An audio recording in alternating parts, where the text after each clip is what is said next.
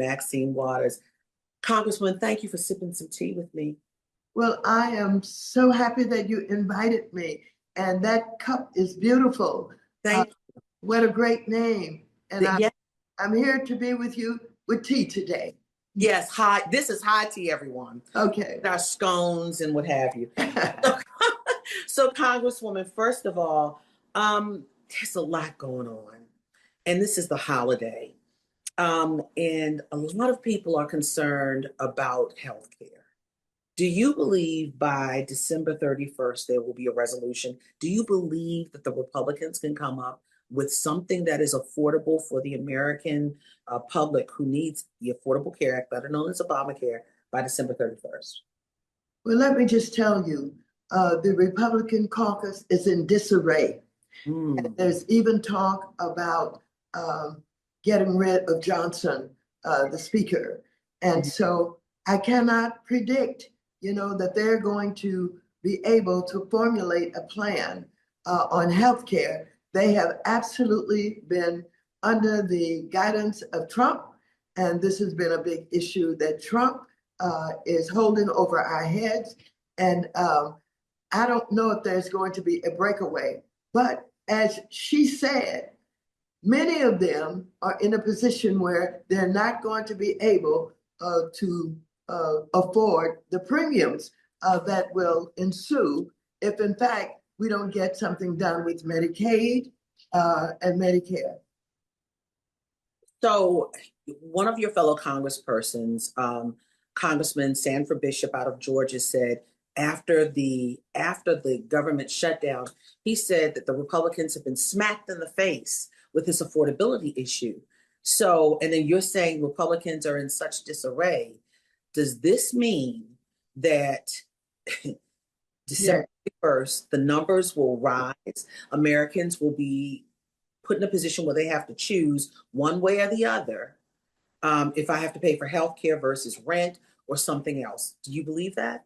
Well, absolutely. As a matter of fact, healthcare is expensive now. Yes. We have some help with Obamacare. We have some with subsidies, and we have some help with tax cuts. But all of that is being eliminated, under Trump and the Republicans. And many of them are, they are not happy, but the Republicans have not come up with an alternative, another plan, or they haven't given in to say we were wrong and we got to fix it. And so I cannot hope that by the end of this year, they will have fixed it because they're in such disarray. So then, okay, December 31st is one deadline. Then we have January 30th. It's another one to stay off another government shutdown. And you're talking about social safety nets as well. We're talking about ACA, but you're also a supporter of social safety net programs like food stamps, Social Security, homelessness.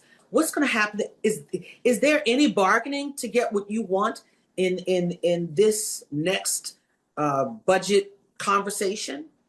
Well, let me just say this. If you watch the way this president works, he does not care that he is being criticized. He does not care that he is thought to be absolutely out to lunch on many of these issues, and that he's undermining all of the work and sacrifices that have been put into making this democracy what it is. He doesn't give a darn about the democracy or the Constitution. And he keeps making decisions that other presidents, even if they were conservatives, would say, oh my God.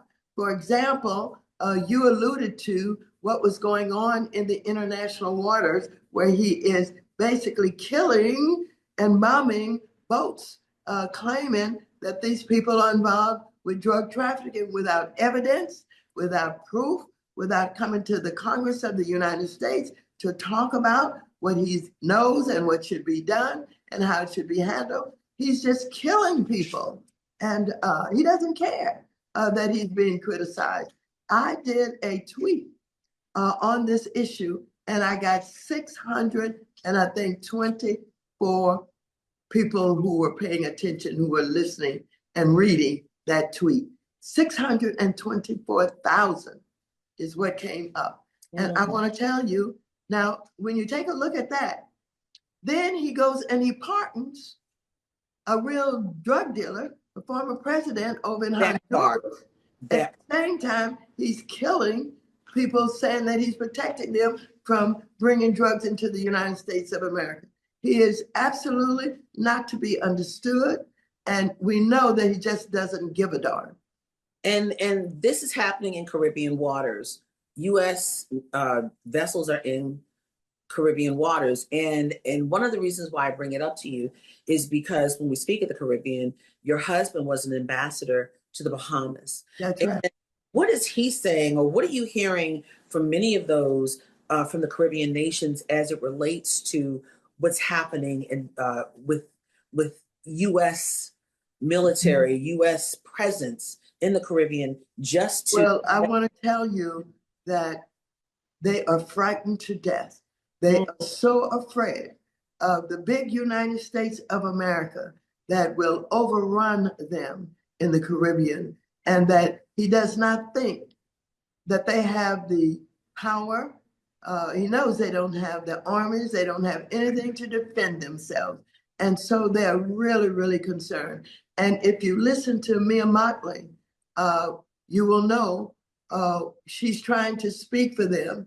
And CARICOM, the organized heads of the Caribbean states islands, they're really, really concerned. They wish that there was something that they could do, but they really are depending on the United States of America to understand and to see what is happening and to try and turn this around.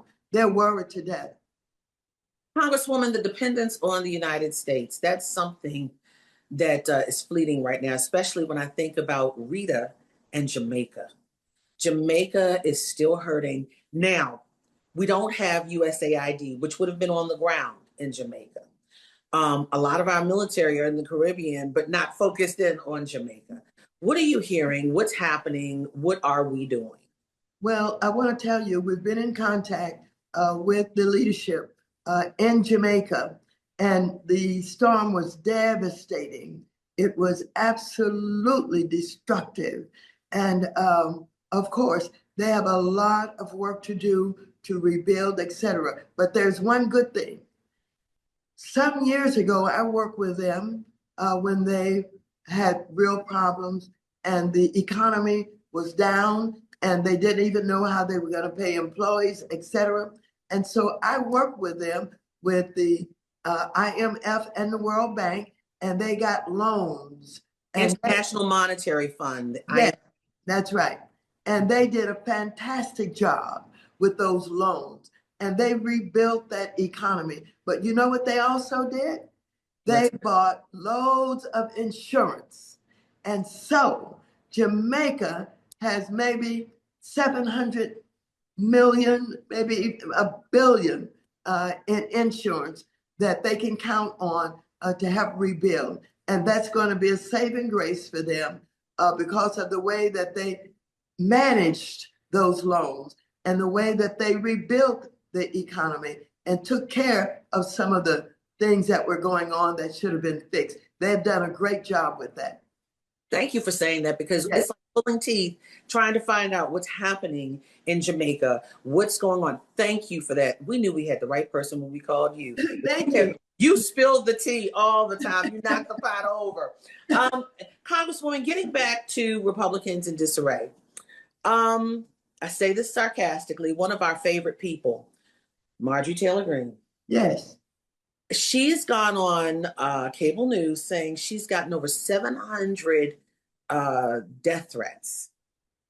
Welcome to being in the public eye. Yes. She's gotten over 700 death threats. And guess who she called for help and who basically told her about herself and turned a deaf ear? Her old buddy, Donald John Trump, who happens to be the president of the United States. Is this a sign of the disarray in the Republican Party? Oh, yes, it is a sign of the disarray. What's interesting about Marjorie Taylor Greene is that she could go from one very horrible person to talking about people should come together and work together and be concerned with the domestic agenda, and on and on and on. You know, one of the things I don't understand about her or Trump, just like Trump called, what is his name, Andami up in New York, called Yes. him a communist and talked about him very bad, and then invited him to come over and told him, oh, I want to work with you. I don't get how you go from red hot to cold, from cold to red hot. Polar opposite. It means that you're not grounded in any philosophy about life. You can do anything. You can hate, you can love somebody one day, hate them the next day. You can embrace them one day and then stomp on them the next day. And so I don't trust people who can change, philosophically overnight. And they can be one person one day and another person another day. That just doesn't make good sense to me. And so I think I look at her that way right now, as she's talking about this new person she is. And I look at him as talking about the way that he loved her so much. And now he's saying that she's a traitor and she's, not to be thought of. Didn't she scream out with a MAGA hat on at Joe Biden when he was president in the well of the House when he gave his State of the Union? Yes, she did. Yes, she did. And now the man that she stood for doesn't even want to deal with her. And, Well, go ahead. She put me up for censure. That's right. Remember that? Yes. Put me up for censure, and we were able to be able to table it so that it didn't go forward. But she has been horrible as a member of Congress, the likes of which we had never seen before. So this turnaround is, I don't know if it's revenge on Trump because she maybe didn't get a position in his cabinet that she wanted. He won't support her run for Georgia Senate. He will not support her run for Georgia Senate. And what's worse is her boyfriend, the one who got up there telling the Venezuelan president, not the Venezuelan, excuse me, tell the Ukrainian president, I got to get my presidents right. He's the one who got up there telling the Ukrainian president about his attire. And now he's getting ready to get the boot and get out at the end of the year because Marjorie is not in good stead with the president. Ooh. Yes. Well, it is not to be understood. And as we watch them in these roles that they play, I think it helps us to understand what we've got to do in order to vote them out of office. If she's going to retire, well, goodbye, Marjorie Taylor Greene. We're going to work hard to win the primaries. That's why when Texas said that it was going to create 5 new congressional seats and they were going to gerrymander, we in California took the lead and said, we are going to do 5 new seats. Who do you think you are? If you can do it, we can do it too. And we did it big, and our vote was huge, and people understood what was going on. But all of this stuff that they're doing is making sure that MAGA is appealing to its base and trying to expand that base. And underneath that is racism. It is about Trump getting richer and richer with cryptocurrency and his family. It's about changing America in ways that nobody ever thought of. And like I said, I've worked with conservatives, but I've never seen anything like this. This man is not patriotic. He is not humble. He is not, he's not well physically and mentally. Not well. You've had psychiatrists and psychologists taking a look from afar and saying something is wrong.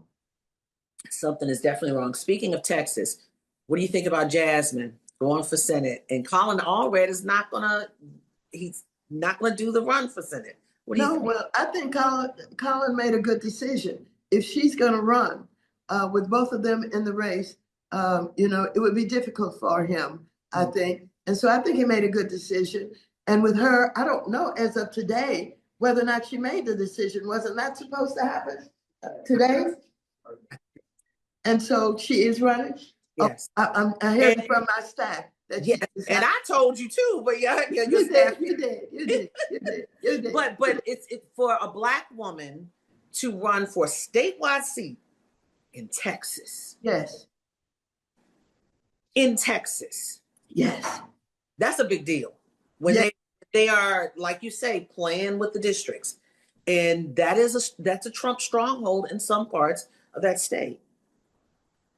It is. Well, let me just tell you, it's a bold move by Jasmine Crockett.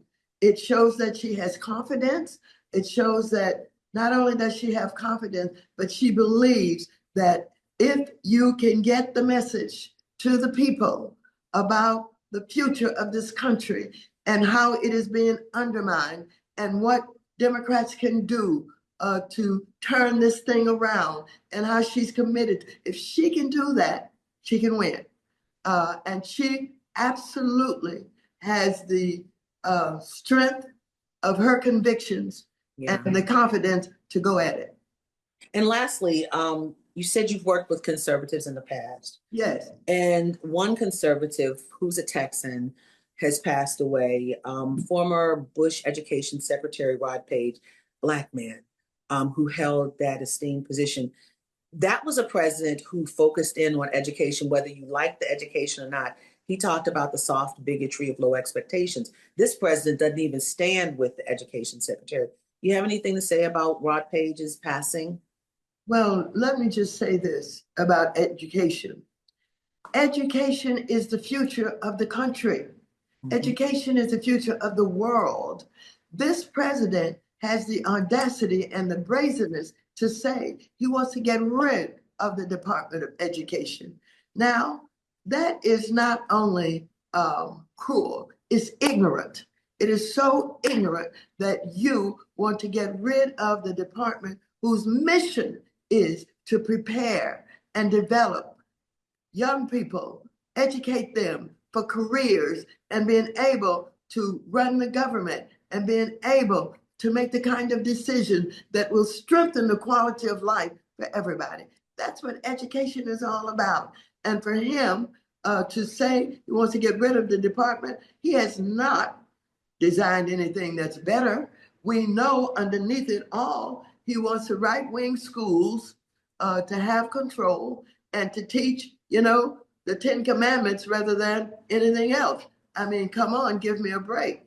And so I want to tell you, we've been fortunate to have leaders in education who fought to bring us where we are now, to not only pay attention to those who have, but the have-nots with Title I funds that make sure that children coming from families that have limited income and don't have very much, but those children can eat when they go to school and they can learn and they can have access to the same kind of materials that they have in the rich communities. And to get rid of that is just very, very harmful and very troubling. It is. We've talked about some really intense topics, but I want to end on a light note. As my husband calls you, the queen of tarts. We have much love for you here in this home. But what do you want Santa to bring you this year? And what is your favorite Christmas song? What do I want? Well, say that again. Ask the question again. What do you want, ho, ho, ho, Santa to bring you for Christmas this year? And what is your favorite Christmas song? See, I surprised you. You're like, what? Oh, my God. Well, actually, I want Santa to bring me some relaxation and time with my husband.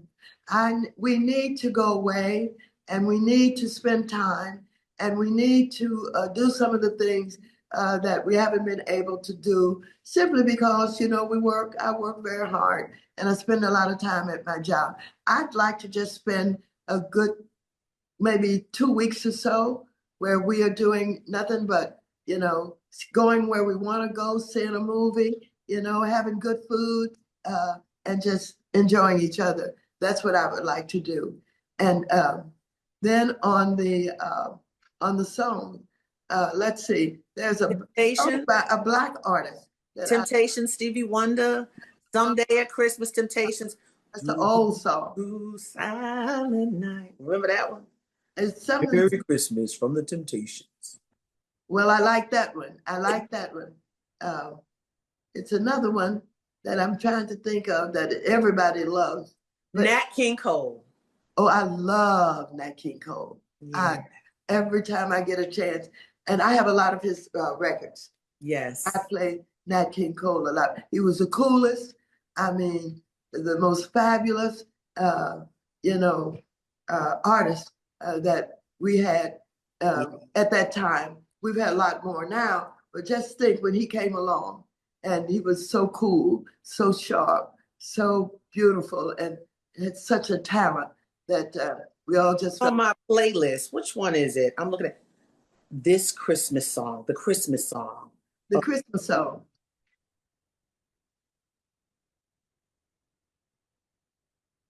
I can't hear it. No. Say the words. Chestnuts roasting. That's it. That's on an open fire.